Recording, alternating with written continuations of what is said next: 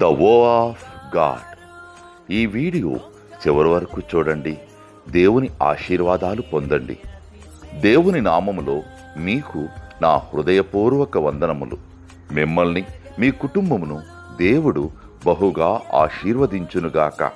ఈరోజు మీ రాకపోకలి యందు మీరు చేసే ప్రతి పనిలోనూ దేవుడు మీకు తోడుగా ఉండునుగాక. మీరు ఊహించిన అద్భుతాలు, ఆశ్చర్యకార్యాలు ఈరోజు మీ దేవుడు మీ జీవితంలో చేయునుగాక. ఈరోజు నీ దేవుడు నీతో మాట్లాడే మాట,